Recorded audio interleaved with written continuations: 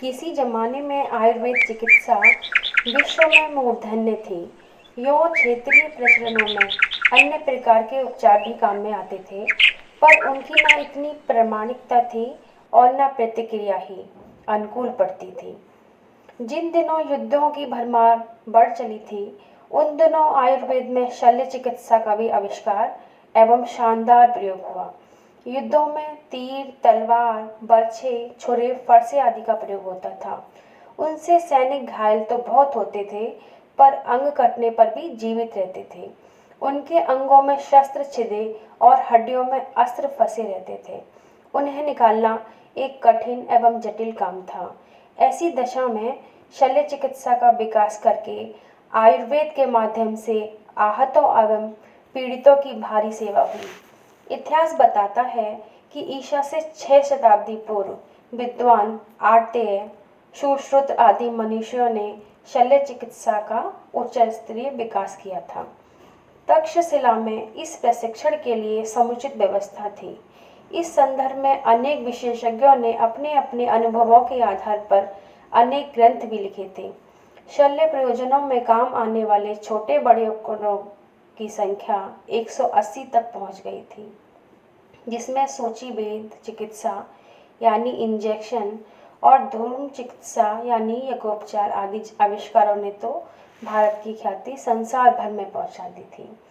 इस विद्या का ज्ञान प्राप्त करने के लिए सुयोग्य छात्र आते थे और अपने अपने प्रदेशों में स्वास्थ्य रक्षा की महती सेवा साधना करते थे। एक्यूपंक्चर का शिक्षण तिब्बतियों व चीनी चिकित्सकों ने भारत में ही किया था। किसी समय भारत में दर्शन, आध्यात्म, साहित्य, कला, विज्ञान आदि की तरह ही आयुर्वेद का भी ऊंचा दर्जा था और वह चिरकाल तक चलता रहा। मानव जाति का इस आविष्कार से महानतम हित साधन हुआ।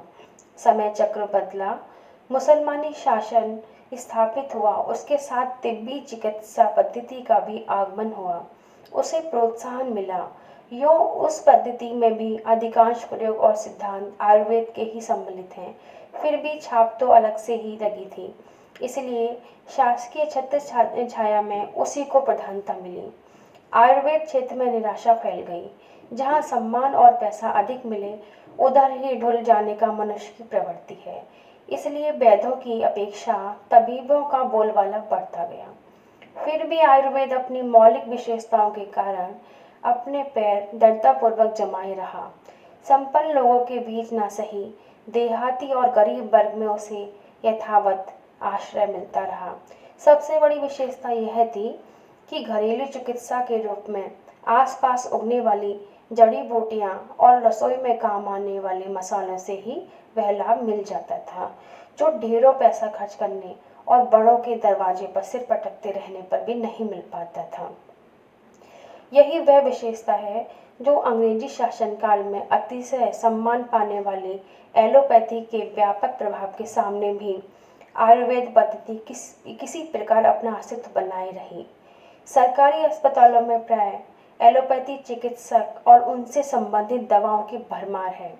विदेशी सरकार के चले जाने पर भी पाश्चात्य चिकित्सा पद्धति का प्रभाव अभी भी ज्यों का त्यों बना हुआ है। शहरों में ना सही, संपन्नों में ना सही, पर देहाती गरीब क्षेत्रों में इन दिनों भी आयुर्वेद से संबंधित उपचार कार्यान्वित होते हैं। आयुर्वेद वस्तुतः जड़ी बूटी वन औषधि प्रधान है। उनका सही और शुद्ध होना अत्यंत आवश्यक है। यदि वे सड़ी गली हों, शकल से मिलती हुई कुछ के बदले कुछ को देने का प्रयास चल पड़े, तो प्रामाणिकता की रक्षा नहीं हो सकती और न उसका समुचित प्रतिफल ही दृष्टिगोचर हो सकता है। पंसारियों की दुकान पर मिलने वाली वनस्पतियां वर्षों पुरानी होती हैं, जबकि उनका गुण मुश्किल से 1 वर्ष की अवधि तोड़ी जाने के बाद बीतने पर भी समाप्त हो जाता है। ऐसी दशा में गुणहीन औषधियों से यह आशा नहीं की जा सकती कि वे अपना समुचित प्रभाव उत्पन्न कर सकेंगी। एक ही शक्ल की कई वनस्पतियां होती हैं। ऐसी दशा में कठिनाइयों से मिलने वाली औषधियों के स्थान पर सस्ती चीज़ों को खपा देना भी दोष ही है, जिसके कारण रोगी को लाभ से वंचित रहना पड़ता है और चिकित्सक को अपयश का भागी बनना पड़ता है। वनस्पतियों को पूर्णावस्था में ही लिया जाना चाहिए, ताकि उनके गुण और रस परिपक्व हो सके।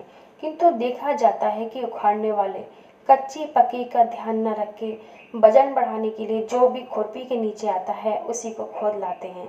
पंसारी भी उनकी छांट धुलाई और सफाई नहीं करते। ऐसी दशा में यह जोखिम और भी बढ़ जाता है कि वे गुणहीन स्थिति में रहें और अपना समुचित प्रभाव न दिखा सकें। औषधियों के गुणों का भूमि से भी भारी संबंध है। ठंडे, गर्म, पथरीले, रेतीले आदि क्षेत्रों की उत्पत्ति में भूमि के अनुसार गुण होते हैं। इसलिए आयुर्वेद विशेषज्ञों को वनस्पति संचय करते समय यह भी देखना चाहिए कि वह उत्पादन सही क्षेत्र का है या नहीं। उपयोग की अवधि बीत जाने पर तो वे कूड़ा कचरा ही हो जाती है और फिर उनकी विशेषता समाप्त हो जाती है। पुरानी औषधियों में से अनेकों दुर्लभ हो गई हैं या होती जा रही हैं। फ्लोरा क्रमशः मिटता जा रहा है। नई कितनी ही ऐसी हैं जो अपना विशेष गुण प्रदर्शित करती हैं। इस संदर्भ में ऐसी प्रयोगशालाएं और अनुसंधान गतिविधियां आधुनिकतम परीक्षणों के साथ चलानी चाहिए, जिससे वस्तु स्थिति की जानकारी मिलती रहे और आयुर्वेद अपनी पुरातन गरिमा बनाए रखने के साथ साथ नवीन विशेषताओं की जानकारी भी अपने क्षेत्र में सम्मिलित कर सके। एक ऐसा ही प्रयोग गायत्री तीर्थ ब्रह्मवर्चस्व की वनौषधि अनुसंधान प्रयोगशाला में चल रहा है। अगणित व्यक्ति ताजी औषधियों के प्रयोग से लाभान्वित हुए हैं एवं विज्ञान जगत भी इस ओर आकर्षित हो रहा है।